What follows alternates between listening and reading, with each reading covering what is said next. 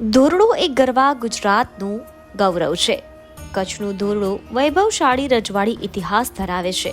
તે શ્રેષ્ઠ પ્રવાસન સ્થળ તરીકે સમગ્ર વિશ્વમાં વિખ્યાત છે. રણમાં સૂર્યાસ્તનો અદ્ભુત નજારો નિહાળવો એ પ્રવાસીઓ માટે એક લહાવો છે. ધોરડો એક ગુજરાતના સાંસ્કૃતિક વારસાને વાચા આપે છે.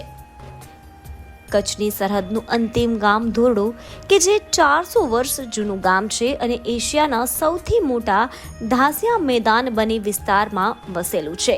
કચ્છના ધોરડો ગામ પૂરું થાય પછી તરત ખુલ્લું રણ આવી જાય છે, જ્યાં વર્ષો કે સદીઓ પહેલા મહાસાગર ધૂંધવતો હતો. તે જમીન હાલ વેરાન જમીન બની ગઈ છે, પરંતુ આજે પણ આ જમીન પર દરિયાનું ખારું પાણી પહોંચી આવે છે. આ સાથે જ આ જમીન પર દરિયાઈ ખારાશ અને પાણી ફરી વળે છે. આ ખારાશ અને દરિયાઈ પાણીમાં ચોમાસામાં વરસાદનું મીઠું પાણી ઉમેરાય છે. બસ ખારું અને મીઠું પાણી મિક્સ થાય તેમાંથી સમરસ પેદા થાય છે. મીઠું અને શિયાળાની કડકડતી ઠંડી બંને થીજાવી નાખે છે. આમ તૈયાર થાય છે કચ્છનું પ્રસિદ્ધ સફેદ રણ. મણિનગર શ્રી સ્વામિનારાયણ ગાદી સંસ્થાનના આચાર્ય જ્ઞાન મહોદય શ્રી જીતેન્દ્રિય પ્રિયદાસજી સ્વામી શ્રી મહારાજની અધ્યક્ષતામાં ધોળાવીરા તેમજ ધોરડો મુકામે શિક્ષાપત્રી દ્વિશતાબ્દી મહોત્સવ અંતર્ગત ત્રિદિવસીય સત્સંગ શિબિરનું હર્ષોલ્લાસભેર આયોજન કરવામાં આવ્યું હતું. ધોરડોમાં જ્ઞાન મહોદયજી આચાર્ય સ્વામીજી મહારાજ, સંત મંડળ તેમજ હરિભક્તોના વિશાળ સમુદાય સહિત પધારી હડપ્પીય સંસ્કૃતિની નોંધ લીધી હતી અને પાવન કર્યું હતું. પરમ પૂજ્ય આચાર્ય શ્રી જીતેન્દ્રિય પ્રિયદાસજી સ્વામી તેમજ હરિકૃષ્ણ મહારાજ સહિત કચ્છી કલા સંસ્કૃતિથી શણગારેલા કેમલ સફારીમાં બિરાજમાન થયા હતા.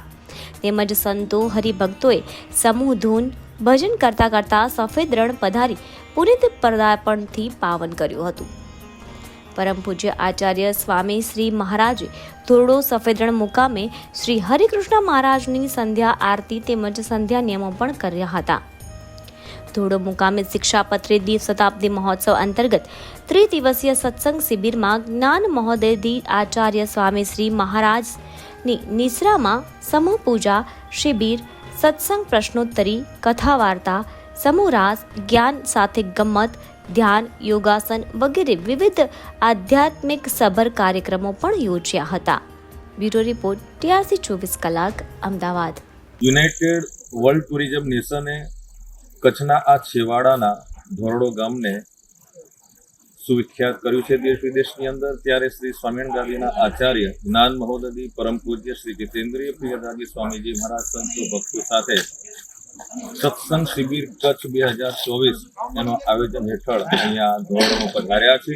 અને સફેદ રણ આપ જાણો છો એ પ્રમાણે દેશ પ્રદેશની અંદર સુવિખ્યાત છે. ત્યારે રણોત્સવની પણ શરૂઆત થઈ છે 4 મહિના સુધી. અને એ દરમિયાન પરમ પૂજ્ય આચાર્ય સ્વામીજી મહારાજ શ્રી હરિકૃષ્ણ મહારાજ સંતો ભક્તો સાથે સફેદ રણમાં પધાર્યા હતા.